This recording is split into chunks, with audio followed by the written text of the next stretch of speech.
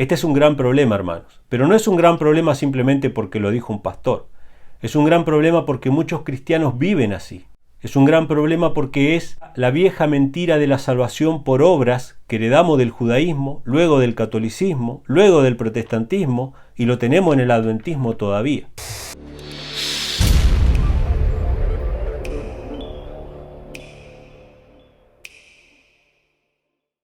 Bueno, feliz sábado para todos, que Dios les bendiga, gracias por la invitación. Si bien hay algo, un tema puntual que quiero compartir con ustedes, que básicamente es siempre el mismo tema que atraviesa cada una de las predicaciones que tenemos. Quisiera hacer algunos comentarios previos. Nosotros ya estamos viviendo, hermanos, en el tiempo del fin, y con mucha más propiedad decirlo ahora que hace 150 años atrás. Pero no solamente ahora, porque todos sabemos que estamos atravesando el tema de la pandemia mundial, de los confinamientos a nivel mundial, de las violaciones a derechos individuales, a libertades individuales.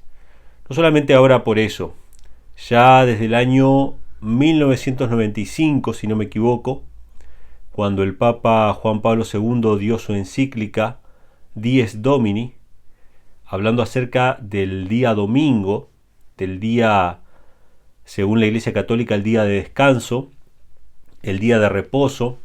Incluso podríamos hablar desde el año 1989, con la caída del comunismo, la caída del muro de Berlín, y la supremacía de Estados Unidos después de todo el periodo de la Guerra Fría. Podríamos hablar de que se empezaron a cumplir delante de nuestros ojos las profecías bíblicas, y no solamente las profecías bíblicas, sino los comentarios puntuales que hace Elena G. de White acerca de quiénes son los protagonistas, o que hacen los pioneros adventistas. En realidad, Elena G. de White reproduce lo que ya varios pioneros habían descubierto acerca del papel de Estados Unidos, del papel del Vaticano en el tiempo final, y esta interpretación peculiarmente adventista, se empezó a cumplir delante de nuestros ojos a partir, podríamos decir, de 1990, de la década del 90, ¿sí? Esa herida de muerte que parecía que había recibido el Vaticano empezó a sanarse. La popularidad de Juan Pablo II fue sin precedentes. O sea, todos los papas anteriores desde 1929 habían tenido un perfil bastante bajo, pero a partir de Juan Pablo II el papado empieza a tomar una relevancia y una importancia nunca antes vista. Y hasta 1989, que fue la caída del muro de Berlín, el mundo no sabía quién iba a gobernar. No sabíamos si iba a ser el bloque soviético o si iban a ser los países libres con Estados Unidos a la cabeza. La profecía decía que Estados Unidos era el que iba a ser la potencia mundial, que juntamente con el Vaticano iban a marcar las líneas de la profecía en el tiempo del fin. Pero hasta el año 1989 cualquiera podía dudar de esta interpretación adventista. Cualquiera podría decir: ves que no es Estados Unidos, que está la Unión Soviética, que hay todo un bloque del otro lado que le hace contrapeso. Y sin embargo esto se desplomó a partir de ese momento y empezaron a cumplirse ciertas cosas. Luego el Papa da la encíclica Dies Domini, empieza la popularidad del Papa a nivel mundial, y estamos hasta el día de hoy, en el año 2021, cuando todos hubiéramos creído que quizás ya en la década del 90 se terminaba la historia. Probablemente muchos habrán vaticinado que el año 2000 ya se terminaba.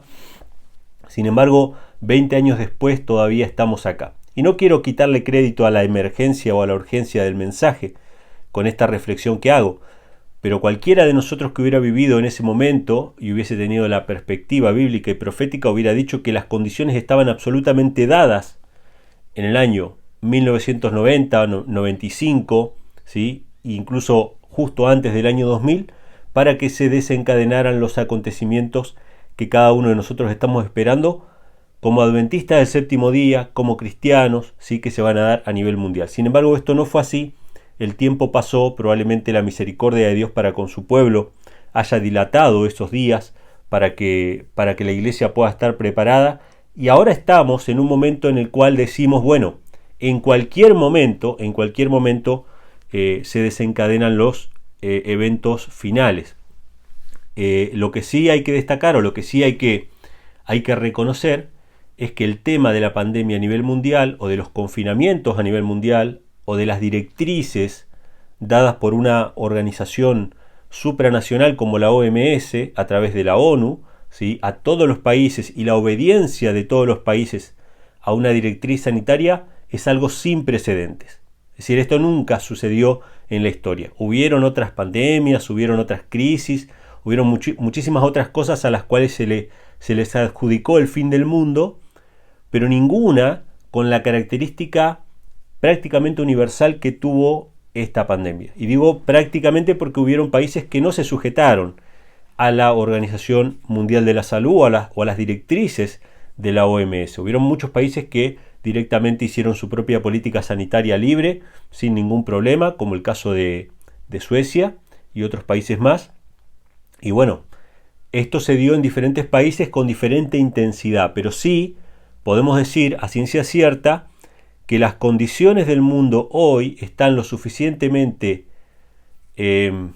aceitadas, los mecanismos están lo suficientemente aceitados para que cuando salga la ley dominical que nosotros estamos esperando, todos los países puedan reaccionar de la misma manera a esas directrices, ¿sí? Así que sí voy a reconocer de que estamos en una instancia totalmente única en la historia de la humanidad. Y sobre todo tenemos que reconocer como adventistas del séptimo día que Satanás ha sabido muy bien dónde poner el dedo, como se dice acá, ¿no?, el dedo en la llaga, para tocar una parte importante del mensaje del pueblo de Dios, que es el mensaje de la reforma pro salud. O sea, Satanás nos ha atacado en un punto en el cual el pueblo de Dios está débil y no está preparado, que es el tema de la reforma en la salud, del verdadero concepto de salud. Ustedes saben que el verdadero concepto de salud cristiano, adventista, yo digo adventista porque el movimiento adventista a finales del siglo XIX, comienzo del siglo XX, fue el que levantó este estandarte de la reforma pro salud, o lo sacó de los objetos olvidados, ¿no?, que estaban ahí, ¿no? El cristianismo había dejado muchas cosas en el closet, diciendo, bueno, estas son cosas del judaísmo, y el adventismo lo que hizo fue sacar cosas que se consideraban del judaísmo y ponerlas de nuevo en el lugar que le correspondía. El caso de esto es el sábado, el caso de esto tiene que ver con la intercesión de Cristo como sumo sacerdote en el santuario, la existencia de un santuario. Pero dentro de todas estas reformas que sacamos cosas que el cristianismo había rechazado, el diezmo, por ejemplo, que también es un principio que el cristianismo lo había despreciado como algo del judaísmo, dentro de todo esto estaba la reforma de la salud, la reforma en la alimentación, la reforma en el vestir, la higiene. De hecho, esto surgió en una época en que los médicos se habían vuelto los más influyentes, por lo menos, o los que más avances dieron a la medicina, lo que hoy llamamos la medicina moderna.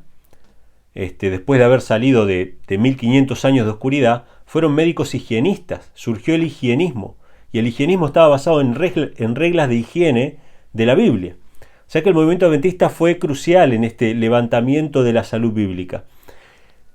Pero más allá del movimiento adventista, este es el sistema de salud bíblico, y el sistema de salud bíblico dice que si el ser humano, que fue creado perfecto, como Adán y Eva fueron creados perfectos, después se deterioraron por el pecado, pero si el ser humano cumple las leyes de Dios, no tiene por qué temer a las enfermedades de las naciones paganas. Esto lo dice concretamente la Biblia, ¿sí?, en el libro de Éxodo, y en muchas partes se nos habla de que las enfermedades de los paganos no son propias de los hijos de Dios, de los hijos de Israel. ¿Por qué? Porque los hijos de Israel se atienen al manual del fabricante, al manual del creador. O sea, si el creador le dice, cada vez que te ensucie te vas a lavar, cada vez que toques algo inmundo te vas a lavar, no vas a comer animales que encontraste muertos por ahí. Si llegas a comer un animal le vas a tener que sacar esto, sacarle aquello, estos animales no podés comer, etcétera, etcétera, etcétera. Aparte de las indicaciones primigenias del Edén, de comer todo árbol que da fruto y semilla, aparte de todo eso, si el ser humano se atiene a las reglas del Creador, no hay por qué temer ni plaga, ni terror nocturno, ni ninguna de esas cosas, ¿sí? Entonces, como Satanás sabe que nosotros estamos flojos en eso, sabe que no estamos con el brazo derecho del mensaje del tercer ángel, primero va a atacar el tema de la salud y va a desfigurar el tema de la salud. Leí ayer una publicación adventista de la época de los pioneros, ¿no? Porque en la época de los pioneros adventistas había surgido el tema de la vacunación. Las cosas no son por casualidad. O sea, las cosas que suceden en la historia no suceden por casualidad. En la época de los pioneros adventistas surgieron las ideologías como el marxismo, por ejemplo, como el darwinismo, por ejemplo. Y la vacunación también surgió en aquel tiempo, que es una desfiguración de la verdadera salud. Entonces los pioneros adventistas se debatían estas cuestiones y en las publicaciones adventistas de la época salían artículos refiriéndose a la vacunación y reportando la obligatoriedad de la vacunación que se sufría, por ejemplo, en Londres, ¿sí? Que fue una de las primeras ciudades que hicieron la vacunación de la viruela obligatoria, y causa de esto fue una gran cantidad de muertes, una gran cantidad de personas que morían de causa de la viruela justamente o de otras enfermedades. Entonces esto era reportado en las revistas adventistas de aquella época y los adventistas se pronunciaron con respecto a esto, muy distinto a lo que actualmente se ha pronunciado la organización adventista, y dijeron en aquel tiempo que nosotros como cristianos no podíamos aceptar el concepto de la vacunación. ¿Por qué? Porque el concepto de la vacunación implica que voy a combatir el mal con un poquito de mal. Yo voy a introducir en el cuerpo de alguien un veneno, un poquito de mal, ya sea el virus, ya sea la pus de una vaca. En aquella época era así la vacunación. Había una vaca que sacaban la pus de sus heridas, la herían, y esa pus se la ponían en una herida del brazo de otra persona. Y a veces hacían de brazo a brazo, es decir, la pus que vos tenías en tu brazo se la pasaban al brazo de otro y así. Entonces, el concepto de la vacunación de impedir el mal con un poquito de mal es antibíblico. No está en la Biblia, no es parte de la reforma pro salud. Y ellos lo vivieron al comienzo de la historia del pueblo adventista. Lo vivieron ahí y se pronunciaron concretamente. Hermanos, ustedes fíjense qué tremendo pecado el de la organización adventista, y yo se lo digo con cariño y con respeto a todos los hermanos que están en la corporación adventista, a quienes yo amo y aprecio, pero fíjense qué tremendo pecado está cometiendo la iglesia adventista con este tema de no pronunciarse abiertamente en contra de las vacunas, porque ustedes saben que en Estados Unidos hay leyes que tienen que ver con la libertad de conciencia, con la libertad de religión. Si la iglesia adventista a nivel mundial se hubiese pronunciado en contra de las vacunas, en contra de la obligatoriedad, etcétera, etcétera, y se hubiese pronunciado de la misma manera que se pronunciaron nuestros pioneros adventistas, muchos adventistas hoy que están siendo obligados a vacunarse podrían haber obtenido un certificado de parte de su denominación que les permitía no vacunarse. Porque en muchos lugares que les piden la vacunación, les piden, por lo menos en Estados Unidos, les piden o por lo menos un certificado médico que diga que el médico dice que no se tiene que vacunar por una cuestión de salud, o un certificado de la denominación, de la religión. Pero vayan a pedir un certificado de la denominación sobre el tema de la vacunación. Todo lo contrario, la iglesia adventista ha tomado una postura contraria a la de los pioneros, no solamente en este tema, en muchos otros temas, ¿sí? Y ha dejado sin ayuda, sin la contención que muchos de sus feligreses necesitan hoy en día. Y el que se quiere vacunar se puede vacunar, pero el que no se quería vacunar hubiera podido tener un respaldo, un apoyo de la corporación, pero no lo tuvo. No lo tuvo, los dejaron desamparados. Entonces ese es un gran pecado del cual Dios va a pedir cuenta, porque ellos tenían la información suficiente para saber que la libertad de conciencia de muchas personas implicaba no tener que vacunarse. Y tampoco quiero entrar en el tema de especulación, en el cual muchos han entrado. Yo me he manifestado abiertamente en los videos que he subido, porque mucha gente me ha llamado angustiada con familiares que se han vacunado, o hermanos en la fe que se han vacunado, y mucha gente ha estado angustiada por este tema. ¿Por qué? Porque la gente empezó a decir, bueno, esto, algunos decían que era la marca de la bestia, y sé que muchos de los que están escuchando este video o que están en esta reunión no creen eso, y que tienen claro que el tema de la marca de la bestia es el sábado. Pero mucha gente empezó a decir, bueno, ahora se van a morir, ahora va a pasar tal cosa, ahora les va a cambiar el ADN o ahora lo que fuera. Y esto ha generado mucha angustia. Y a mí me gustaría que nosotros nosotros no vayamos a ese extremo de especular lo que podría llegar a pasar con tal o cual persona. Y esto tiene que ver con el tema que vamos a compartir en esta tarde o en este mediodía, no sé en qué horario están allá. Tiene que ver con esto. ¿Por qué? Porque nosotros tenemos que dejar de pensar en las consecuencias de nuestros actos y pensar en nuestros actos en sí. ¿Por qué hacemos lo que hacemos y por qué dejamos de hacer lo que dejamos de hacer? Yo sé que hay mucha gente que tiene esperanza en el mundo, en la vacunación, y dice, bueno, si yo me vacuno, tengo la esperanza de no enfermarme y no morirme como me lo muestran en la televisión. Y que han mordido el anzuelo del engaño para correr a buscar una salvación donde en realidad no la hay. Yo sé que esto ha pasado con muchos, pero en la gran mayoría de nuestros hermanos que han sido obligados a vacunarse, ninguno de ellos tenía la esperanza de protegerse de ninguna manera con una vacuna. Simplemente no tenían otra opción. Tenían la opción de perder su trabajo o de no poder volver a ver a sus familiares. Entonces, ¿acaso Dios no ha de tener misericordia? ¿Acaso Dios no ha de guardar sus vidas y sus almas? ¿Acaso nosotros somos jueces para determinar quién podría vivir o no podría vivir? Y en todo caso de que alguien muera, ¿acaso sería la muerte el problema real y no la obediencia a Dios y a sus mandamientos y la fe en Dios y en sus mandamientos?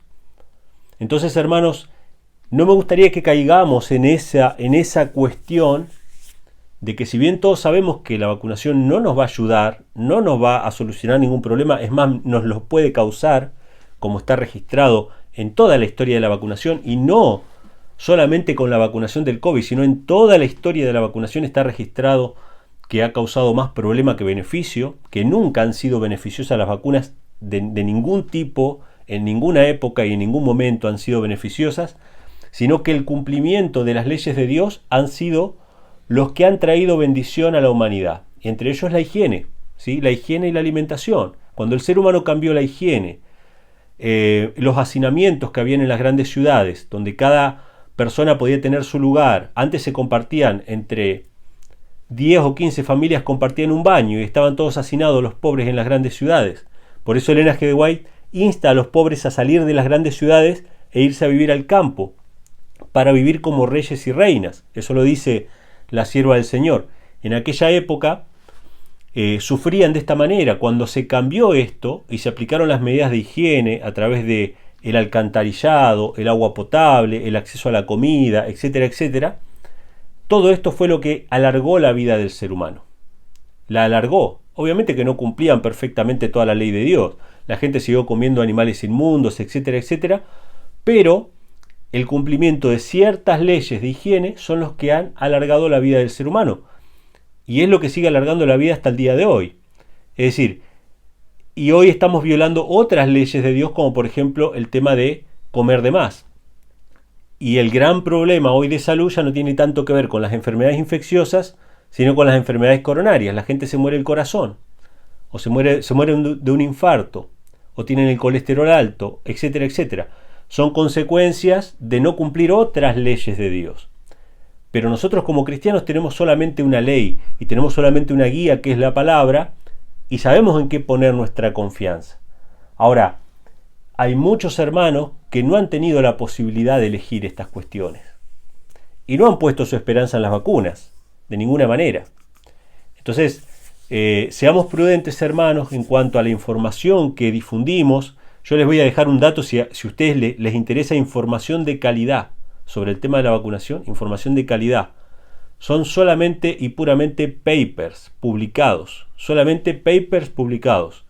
Busquen en Telegram a Juan Zaragoza, que es un ingeniero, vacunado él, se vacunó, tuvo sus efectos secundarios y por eso se puso a estudiar el tema, y todo lo que él postea son papers, son publicaciones científicas, son publicaciones en la mayoría de los casos verificadas por pares, publicaciones que están disponibles para cualquiera. Entonces, cuando ustedes tengan que argumentar o defender su punto de vista o su libertad de no vacunarse o lo que fuera, lo pueden hacer con argumentos sólidos, ¿sí? Con argumentos científicos, porque Dios no está en contra de la ciencia, ¿sí? Son los científicos muchas veces que están en contra de la ciencia y mienten y falsean datos, etcétera, etcétera. Pero cuando vamos a los datos reales, a los datos puntuales, la palabra de Dios siempre sale triunfando y siempre sale exaltada. Yo lo veía ayer, me pasó un hermano un programa de televisión de acá Argentina donde fueron médicos a debatir sobre este tema. Creo que es el primer debate que se hace en televisión sobre este tema de la pandemia, las vacunas y toda la cosa. Y los médicos que estaban en contra de la vacunación, lo único que hacían era tirar datos. Tantos muertos, tantos vacunados, tantos esto, todas cifras oficiales. Y los que estaban a favor de la vacuna, a favor de las restricciones, a favor de la pandemia y toda la cosa, lo único que hacían eran apelar al sentimentalismo. Pero se murieron tantas personas y a vos no te preocupas, sos un irresponsable, etcétera, etcétera. Pero los que estaban a favor de la verdad, lo único que hacían eran tirar datos. Entonces nosotros tenemos los datos de nuestra parte. Podemos utilizar esos datos. Ahora, si nosotros utilizamos memes, videos de dudosa procedencia, impresiones personales de cada uno, etcétera, etcétera, etcétera, lo que vamos a hacer es traer descrédito al mensaje de la Reforma Pro Salud. Este es el momento en el cual la Iglesia está por ser probada con respecto a la Reforma Pro Salud. Y después de esto va a venir la prueba con respecto al sábado. Porque el mensaje de los tres ángeles tiene el brazo derecho, que es la Reforma Pro Salud. Entonces, nuestro primer deber, nuestra primera responsabilidad, hermanos, es poder estar libres en Cristo con respecto a esta cuestión. Abandonar todas las cosas que nosotros sabemos que nos están perjudicando. Escuchaba hace un rato al hermano que estaba compartiendo. Poder seguir realmente la Reforma Pro Salud, dejar de lado las cosas que sabemos que nos están perjudicando y que van a afectar el mensaje que nosotros queremos dar al final. Más allá de estos comentarios que estoy haciendo, lo que quiero destacar es que ya estamos en la antesala del tiempo del fin.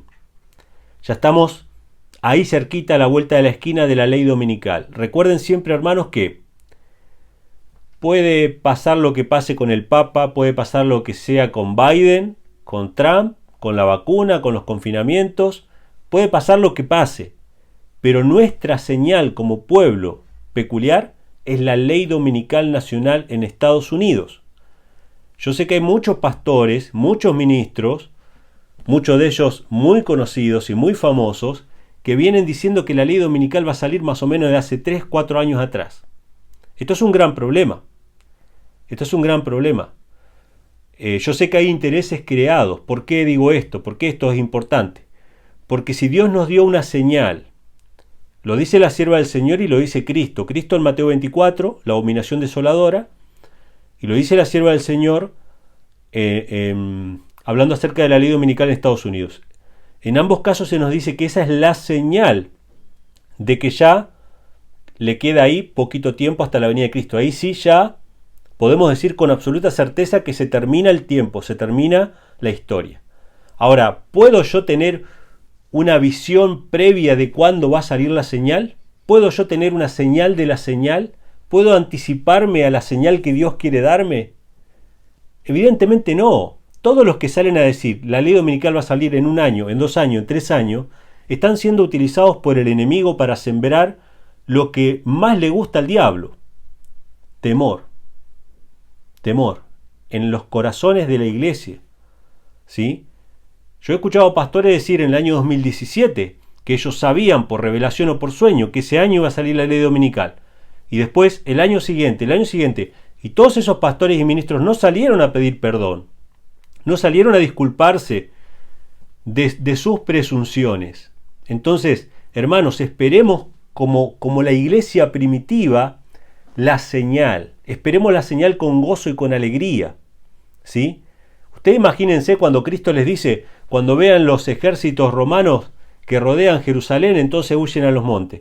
Yo le hubiera dicho a Cristo, Señor, pero avísame antes de que lleguen los ejércitos. Yo no me quiero cruzar con los ejércitos. Pero Cristo me hubiese dicho, vos quédate tranquilo. Cuando vea los ejércitos, vos ya sabés que ahí Jerusalén va a ser destruida. Entonces, ¿por qué no esperamos con paciencia la señal? ¿Por qué nos anticipamos constantemente a cosas que todavía no han pasado? Sembrando en los corazones de los hombres ansiedad, porque no es que les ofrecemos una solución, no les ofrecemos algún lugar donde refugiarse de los problemas o las persecuciones que van a venir. Entonces, yo creo, hermanos, que esto es muy importante. Y ustedes siempre me van a escuchar hablar de esto y por ahí puedo sonar reiterativo, pero me parece muy importante porque el pueblo de Dios tiene que ser un pueblo, principalmente un pueblo feliz. Ustedes saben que parte de la reforma pro salud, parte del mensaje de la salud, de los remedios naturales como se conocen, aparte de la alimentación, de la higiene, del ejercicio físico, aparte de todo eso, la Biblia dice que el corazón alegre constituye buen remedio, pero el espíritu triste seca los huesos. ¿Puede el pueblo de Dios tener el espíritu triste? De ninguna manera. De ninguna manera, porque eso va contra la reforma pro salud. Así que con gozo hemos de esperar la última señal que tenemos, que es la ley dominical para el pueblo de Dios, ¿sí? Después de esto ya sabemos lo que viene, una gran persecución en toda la tierra por causa del nombre de Cristo, y Jesús nos dice que tengamos cuidado con un mandamiento en particular en medio de las persecuciones, que vuestra huida no sea en invierno ni en sábado, ¿sí? ¿Por qué hace este hincapié en el sábado? Porque el sábado va a ser el centro de la controversia en el tiempo final. Nosotros vamos a estar viendo debates en televisión, o capaz, no sé si en televisión, pero en las redes sociales. Todo el mundo va a estar enterado de que hay un sábado del Señor y que hay un sábado espurio. Todo el mundo va a tener que decidir con respecto a esto. La prueba va a ser a nivel universal. No es algo que va a quedar en el ámbito adventista nada más. ¿Ustedes están viendo al mundo discutiendo sobre el sábado y el domingo? Claro que no. Claro que no. Ahora estamos discutiendo sobre otras cuestiones que también son importantes, que tienen que ver con la libertad de conciencia, la libertad de expresión, la libertad con respecto a la vacuna, etcétera, etcétera. Son temas importantes, pero el tema que va a ser puesto sobre la mesa en todo el mundo todavía no lo estamos escuchando. Vamos a abrir la palabra de Dios, vamos a ir a Lucas capítulo 14. Antes de leer les voy a contar la historia que inspiró este tema para mí. Yo estaba viendo ahí en Facebook unos videos y me aparece el video de un pastor muy conocido, no lo vamos a nombrar porque no nos interesan esas cuestiones, pero un pastor muy conocido que estaba respondiendo preguntas en un panel. Entonces le preguntaron por qué era importante ser cristiano y qué pasaría si Dios no existe. Entonces este pastor hizo una especie de cálculo, podríamos decir, una especie de ecuación, diciendo no hay muchas posibilidades, o Dios existe o Dios no existe. Y después tenemos dos posibilidades, creer o no creer. ¿Y qué pasaría en cada una de las opciones, ¿no? Esto presentándolo a un público en general, a un público en el cual podrían haber ateos, podrían haber creyentes, etc. Entonces él quería hablar acerca de la ventaja que tenía ser creyente.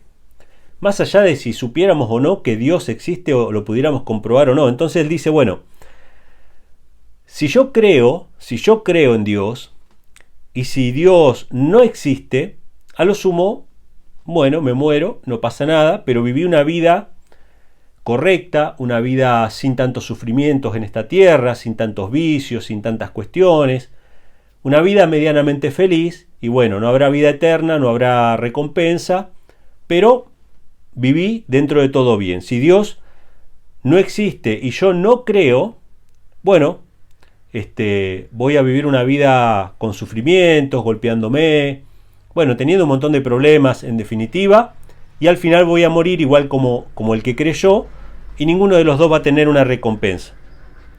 Pero si Dios sí existe y yo creo, no solamente que voy a tener esa vida buena, esa vida tranquila, sin vicios, sin problemas, etc., sino que después voy a tener la vida eterna.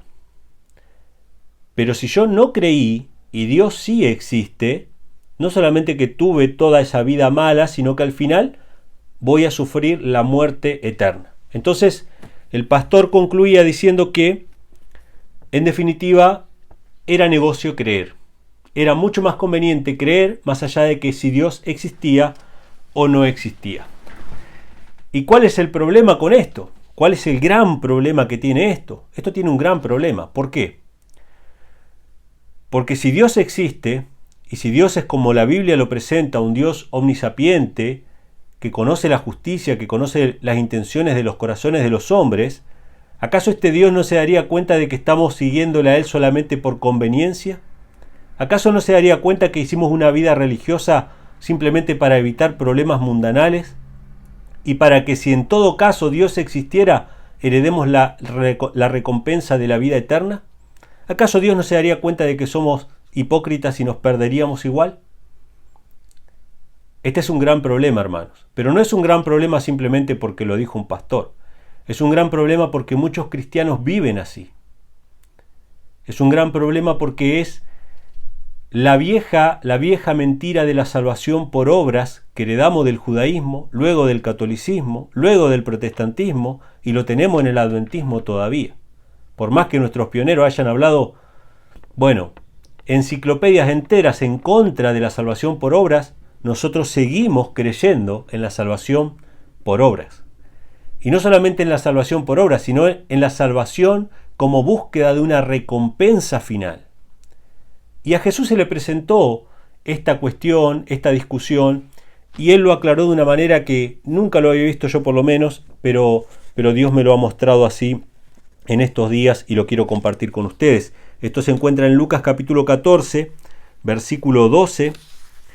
Él está hablando con el pueblo, ¿no? Entonces les dice que cuando ellos hagan una cena, una comida, que no llamen a sus amigos, a sus hermanos, ni a los parientes, ni a los vecinos, a los ricos, no sea que ellos también le vuelvan a convidar y les sea hecha una recompensa. O sea, cuando hagas una obra de bien, no la hagas pensando en la recompensa que vas a recibir por hacer esa obra de bien. Porque así todos hacemos una obra de bien, pero en realidad no es una obra de bien, es un interés, hay un interés por detrás, hay una conveniencia. Yo le hago bien a fulano porque espero recibir algo a cambio. Entonces Jesús dice, no hagan las obras de esa manera.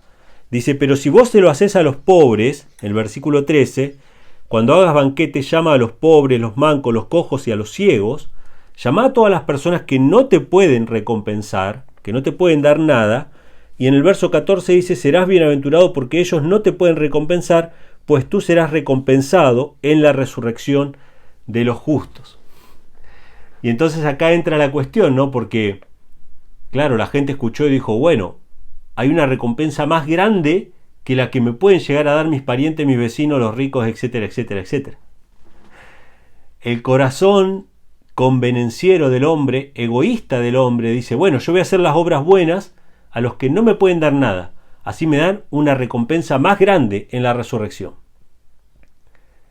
Entonces, ¿cómo se expresó este pensamiento o este sentimiento en aquella multitud? Versículo 15. Oyendo esto, uno de los que estaban sentados con él a la mesa le dijo, bienaventurado el que coma pan en el reino de Dios. En esta sola expresión, él estaba demostrando ese interés en una recompensa futura, una recompensa imperecedera, ¿sí? Un tesoro en los cielos, una vida eterna, la fuente de la eterna juventud, quizá lo que han buscado muchas personas hasta el día de hoy. Se dice, estos son rumores, no lo sabemos a ciencia cierta, pero hay mucha gente que dice que muchos de los poderosos de la tierra, muchos de los magnates, algunas personalidades políticas, otras del espectáculo, tratan de buscar esa fuente de la eterna juventud al estilo Drácula, ¿no? Consumiendo cosas que ellos piensan que les van a dar más vida. Entonces los impíos buscan también la vida eterna. ¿Buscar la vida eterna es un fin noble en sí mismo? ¿Querer vivir para siempre es bueno porque Dios promete la vida eterna? ¿O apela también a nuestros intereses egoístas? Entonces este hombre dice, qué bueno sería comer pan en el reino de los cielos. Él estaba sentado ahí en la mesa, estaba al lado del reino de los cielos, estaba al lado de lo más importante del cielo, pero él dijo, qué bueno sería en el reino comer pan. Qué bueno sería tener la recompensa eterna. Ya que no tenemos que pensar en las recompensas terrenales, entonces vamos a pensar en las recompensas eternas. Entonces Jesús, en respuesta a esto, con amor y cariño, porque Él nos ama, hermanos, Todo lo que está escrito en la Biblia, todo lo que dijeron los escribas y fariseos, apela a nuestros sentimientos egoístas, apela a nuestras hipocresías, y nosotros tenemos que vernos a nosotros mismos allí. Este hombre que dijo qué bueno sería comer pan, nos representa a nosotros, que estamos pensando en qué bueno sería vivir para siempre y no tener que preocuparme por la renta, etcétera, etcétera. Nos representa a nosotros. Pero ese hombre estaba sentado al lado de Cristo. Él no sabía, no se daba cuenta de que el tesoro, de que el reino de los cielos estaba ahí con él. Estaba ahí con él. Que no tenía que esperar. Que no había algo más que estar con Cristo. Que la recompensa en sí misma era estar con Cristo. Entonces dice, Jesús interrumpe esto y da una respuesta. En el versículo 16 dice, él entonces le dijo, un hombre hizo una gran cena. Una gran cena. En la cena hay manjares, hay comida, es un banquete. Hay cosas que no solemos comer a menudo, digamos, o que no solemos comer diariamente. Por lo general comemos comidas sencillas, pero en una gran cena, en un banquete, en una fiesta, hay cosas un poco más extravagantes. Entonces decimos, bueno, yo por la duda hoy no voy a comer porque tengo que ir a la cena aquella. No sea que me llene con cosas más sencillas y me pierda las comidas más buenas, ¿no? Entonces dice que hizo una gran cena y convidó a muchos. Y a la hora de la cena envió a sus siervos a decir a los que habían sido convidados, venid que ya todo está preparado. Este padre de familia, este rey o este príncipe, lo que fuera, mandó a buscar a los invitados, personas que él consideraba especiales. Él preparó el banquete porque los amaba. Él preparó el banquete para hacerles un bien. Pero sobre todas las cosas, él preparó el banquete para estar tiempo con ellos. El banquete se convierte en una excusa. Las cuestiones materiales se convierten en una excusa que este rey o que este hombre utiliza para simplemente estar con las personas que ama. Los invitados son personas que este hombre ama y quiere estar con ellos. Entonces dice, verso 17, a la hora de la cena envió a su siervo a decir lo que había sido a los que habían sido convidados, venid, que ya todo está preparado. Y comenzaron todos a una a excusarse. El primero le dijo, he comprado una hacienda y necesito ir a verla. Te ruego que me excuses. Claro, estaba el banquete, estaba la comida, estaba la recompensa, estaba esa cuestión material, pero justo a ellos les cayó otra cuestión material. Y como la motivación de ellos no era simplemente estar con el rey, sino que la motivación de ellos era material, si nuestra motivación es material, si nuestra motivación es la recompensa, Satanás nos puede ofrecer muchas recompensas. Hay una frase que creo que la dijo Spurgeon, un evangelista, creo que del siglo XIX también, que los predicadores que predican por dinero estarían dispuestos a predicar para el diablo o trabajar para el diablo si éste les ofreciera una paga mejor. Así que esto es revisar nuestras motivaciones, hermanos. Revisar qué nos mueve a nosotros. Una recompensa material, aún la vida eterna nos mueve, o simplemente estar con Cristo, estar con quien nos ama. Entonces dice que empezaron a excusarse, versículo 19. El otro dijo, he comprado 5 yuntas de bueyes y voy a probarlos, te ruego que me excuses. Y el otro dijo, acabo de casarme, por tanto no puedo ir. O sea, todos tenían un problema y no podían estar con esta persona que les había convidado. Vuelto el siervo hizo saber estas cosas a su señor. Entonces, enojado el padre de familia dijo a sus siervos, ve pronto por las plazas y las calles de la ciudad y mete acá a los pobres, a los mancos, los cojos y los ciegos. Y dijo el siervo, Señor, he hecho como me mandaste y aún hay lugar. Y dijo el Señor al siervo, ve por los caminos y por los vallados y fuérzalos a entrar para que se llene mi casa. ¿Qué había movido a este rey a invitar a estas personas? No era una cuestión material. El banquete era una excusa para pasar tiempo con ellos. Él simplemente los amaba y quería estar con ellos. Pero ellos demostraron que las cosas materiales, que las recompensas materiales eran más importantes para ellos que estar en compañía del rey. Porque si no, todos ellos hubiesen rehusado cualquier otra distracción y hubiesen estado listos y prestos a pasar tiempo con el rey. Entonces en el versículo 24 dice: porque os digo que ninguno de aquellos hombres que fueron convidados gustará mi cena. Se quedarán sin recompensa también, o sea, perderán absolutamente todo. Entonces yo me ponía a pensar esto, ¿no? Esta reflexión que dio un pastor acerca de por qué era importante ser cristiano, más allá de si supiéramos que Dios existe o no existe, y las motivaciones que él dio, lamentablemente, eran motivaciones egoístas.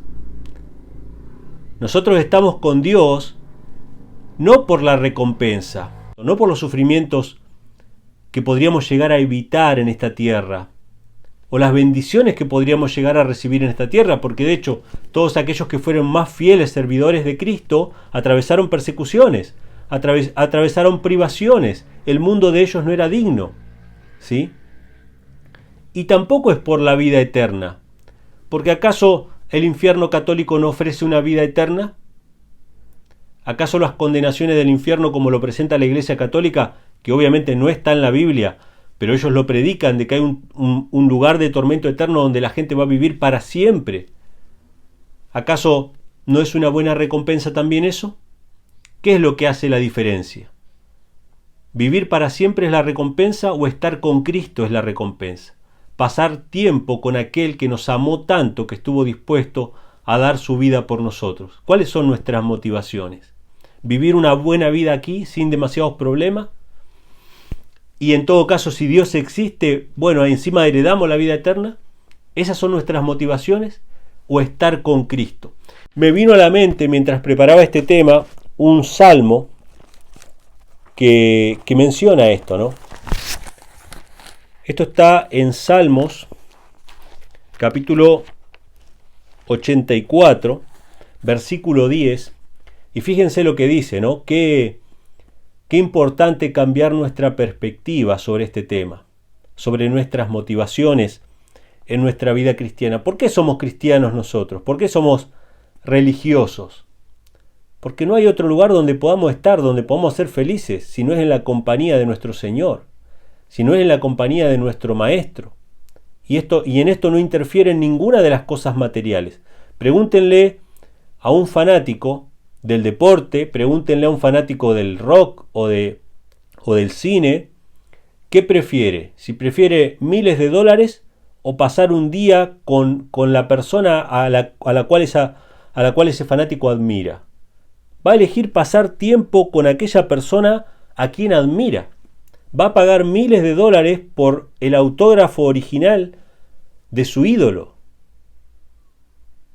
Porque lo importante es la persona. Lo importante es estar con aquella persona a quien nosotros amamos. ¿Sí? Entonces, ¿cómo es nuestra vida de cristianos? ¿Estamos escapando de la condenación de la muerte? Esto es lo que le preguntó Juan el Bautista a los fariseos que fueron a bautizarse. Mucha gente fue a bautizarse. Ellos no creían en Juan.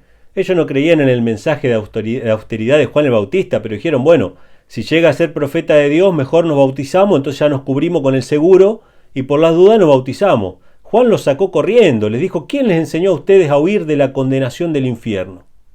¿Quién les enseñó eso? Si no lo hacen por convicción. Entonces, ¿por qué nosotros estamos en lo que estamos?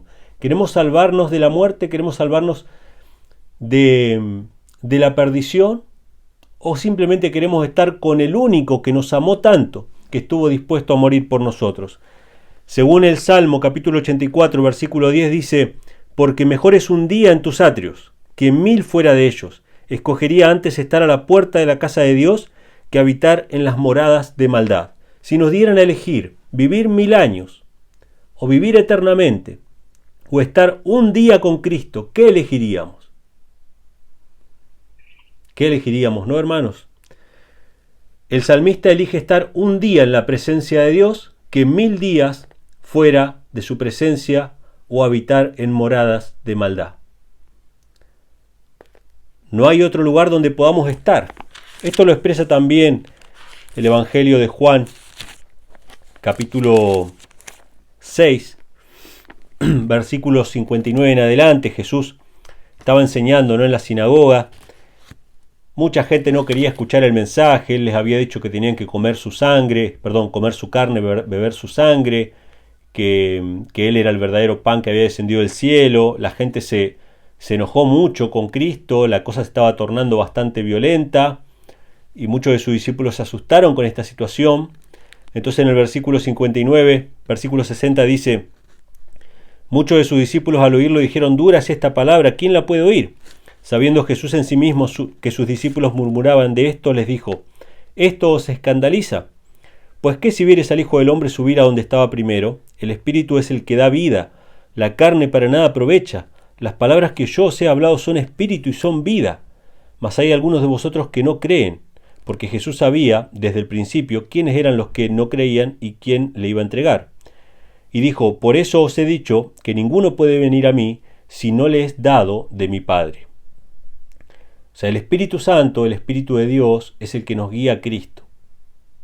¿Sí? El Espíritu toca nuestros corazones para hacernos confesar lo que confesó Pedro posteriormente. Desde entonces muchos de sus discípulos volvieron atrás y ya no andaban con él. O sea, cada uno tenía libertad de estar con Cristo o no. No había amenaza del infierno, no había amenaza de la muerte, no había nada. El que quería estar con Cristo podía estar, y los que no querían estar se podían ir. Entonces Jesús dijo a los 12: ¿queréis iros vosotros también? Pero esto no era una pregunta de presión. Él quería que sepan que ellos tenían libertad de irse, que podían rechazar la fiesta de bodas, que podían rechazar por alguna otra ocupación o alguna otra cuestión más importante.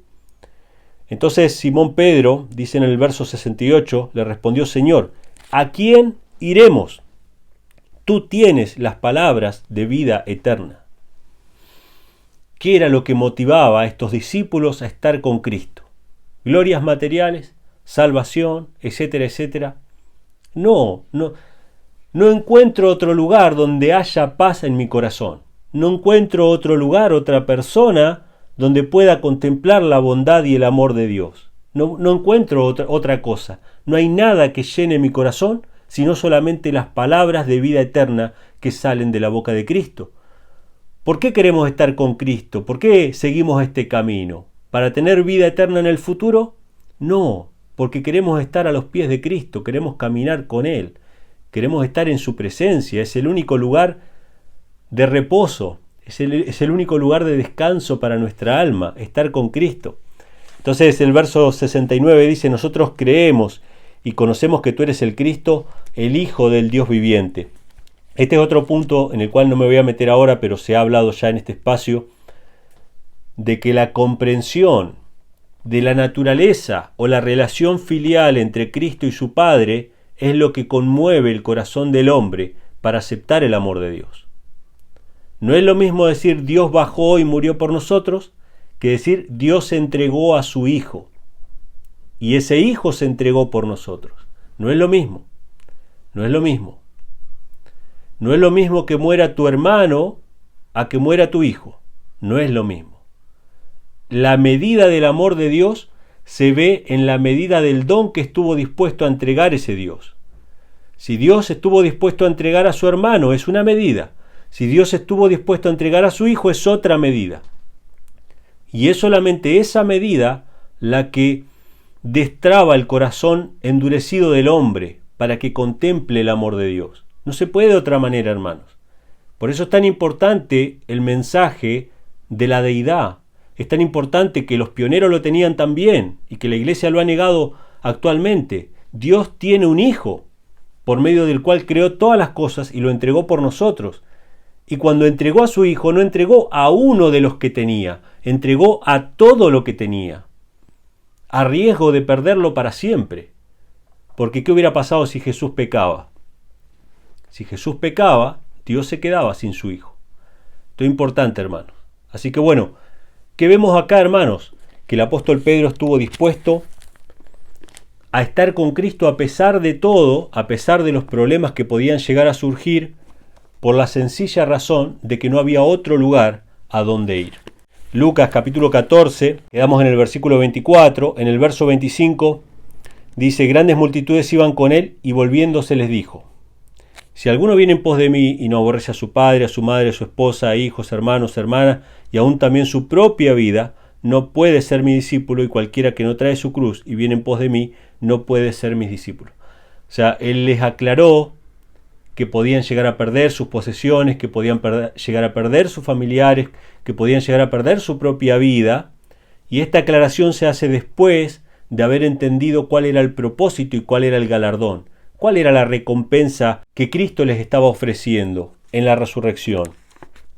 No era simplemente la vida eterna, no era simplemente comer pan en el reino, era simplemente estar con Él. Entonces, ese es el centro del mensaje, hermanos. Y me venían a la mente experiencias, ¿sí? Entre ellas la experiencia de Guillermo Miller. La experiencia de Guillermo Miller quedó plasmada en una canción que tocó mucho mi corazón, ustedes la van a encontrar por ahí, que no recuerdo ahora el nombre, pero habla acerca de que él ha puesto su mente en el más allá, dice la canción, en un mundo sin igual. Y en un momento de la canción es muy conmovedor, porque esto lo han transcrito de las propias experiencias de Guillermo Miller, los que hicieron esta canción. En un momento de la canción dice: yo vi un rayo de tu gloria y allí anhelo estar. Esa expresión, hermanos, es el resumen de la cuestión, de lo que venimos hablando acá. Si vimos el amor de Dios, si gustamos de su amor, si gustamos de su paz, es allí donde queremos estar. Esa es nuestra recompensa, y la podemos tener ahora mismo, sin esperar ni aún la resurrección. Cristo quiere convivir con nosotros. Cristo se sienta a la mesa con nosotros a comer, y nosotros decimos: qué bueno sería comer en el reino, qué bueno sería una recompensa futura, cuando lo tenemos a Cristo presente por su Espíritu al lado de nosotros, buscándonos cada mañana, buscándonos en cada momento. Simplemente quiere compartir tiempo con nosotros, ¿sí? Me vino a la mente también otra canción. Esta canción habla se llama Cara a Cara. Esta canción habla de lo que Él espera en el día de la resurrección. Es una canción que se expresa en un lenguaje bastante infantil, que es propio del ser humano, ¿no? Que cuando acepta el Evangelio es como un niño, y por eso el lenguaje es infantil. Y él, en un momento de la canción, dice que cuando él llegue a su presencia, no le importa en qué lugar de la mesa se va a sentar, no le importa el color de su corona, o si va a tener estrellitas o no va a tener estrellitas, no le importa nada. Él lo único que quiere es poder contemplar a Cristo cara a cara. Eso es lo único que quiere. Dice: y perderse en su mirada. Y en silencio, sin hablar, dice: yo no te quiero hacer preguntas. Porque vieron que mucha gente dice: cuando yo llegue al reino del cielo le voy a preguntar esto. Yo no te quiero hacer preguntas. Yo solamente quiero verte cara a cara, estar contigo. Me vino a la mente también esta canción, ¿no? Y pensaba en esto, ¿no? ¿Cuánto tiempo estamos dispuestos a pasar con Cristo en nuestra vida terrenal? ¿Cuánto tiempo le dedicamos a meditar en Él, a contemplarle, a escuchar su voz, a seguir su camino? ¿Acaso las ocupaciones de este mundo, quizá un trabajo, quizá nuestras propiedades, quizá un montón de cosas, nos desvían de lo más importante, que es estar con Cristo?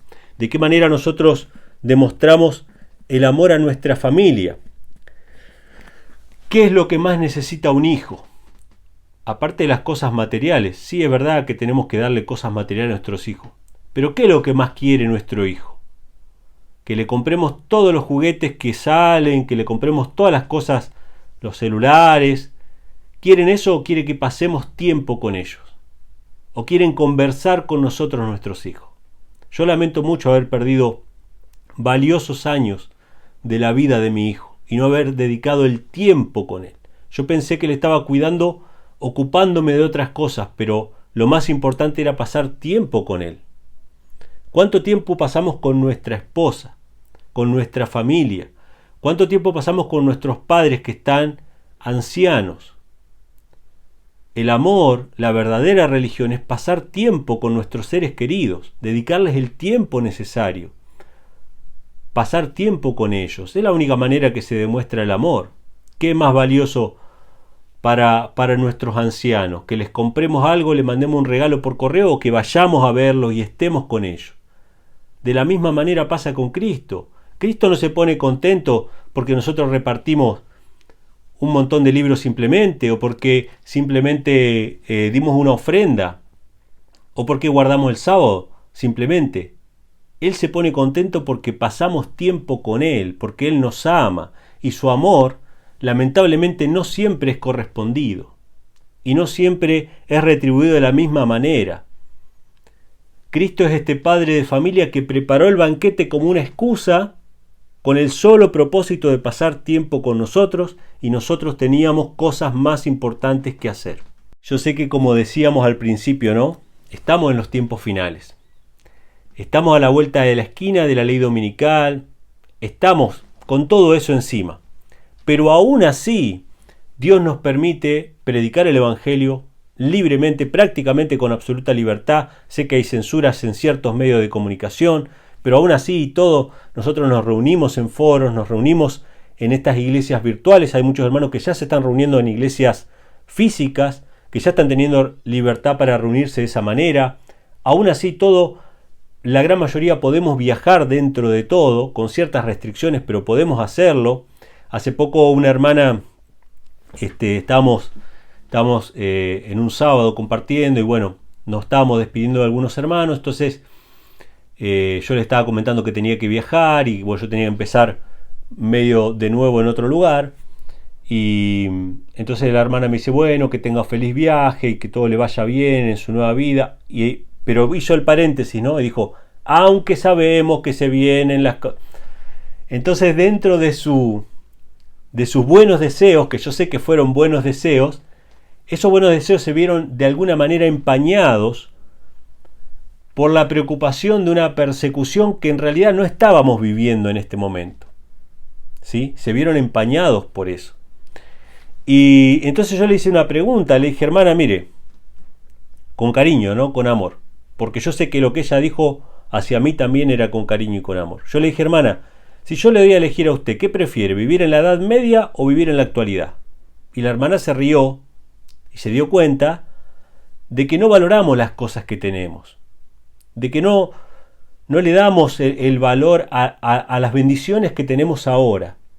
Y a veces vivimos sufriendo por cuestiones que no han sucedido, y nos perdemos de disfrutar con nuestra familia. Esposos que están escuchando este mensaje, dedíquenle tiempo a su esposa, llévenla a comer, llévenla a pasear. No, pero viene el tiempo del fin y van a caer las bolas de fuego. Sí, van a caer las bolas de fuego y su esposa va a morir triste. Dele felicidad a su esposa, hágala feliz. Esposas, hagan felices a sus esposos, acompáñenlos, ayúdenlos, oren por ellos. Padres, dediquen tiempo a sus hijos. No, pero mi hijo no está en la fe y a él le interesan otras. Bueno, siéntese con él a charlar sobre lo que a él le interesa, porque lo importante es estar con él. La charla es una excusa, la comida es una excusa, la cena es una excusa. Mañana se muere nuestro hijo, se muere nuestro padre, nos morimos nosotros y nos perdimos de compartir el amor de Dios con los que nos rodean. Recurramos a Cristo siempre, busquemos a Dios en oración cada día, disfrutemos de la compañía de Dios, de Cristo en nuestra vida, y que nuestra familia, nuestros hermanos, nuestros amigos puedan ver algo del carácter de Cristo en nosotros, que puedan recibir algo de ese amor que Dios nos ha dado a cada uno de nosotros al entregar a su propio Hijo. Devolvámosle a Dios haciéndole bien a aquellos que no nos pueden recompensar, porque la recompensa la vamos a recibir nosotros, que es vivir eternamente con Cristo Jesús, ¿sí? Poder estar en su presencia cada día. Dios le bendiga, hermanos, y que puedan tener un feliz sábado.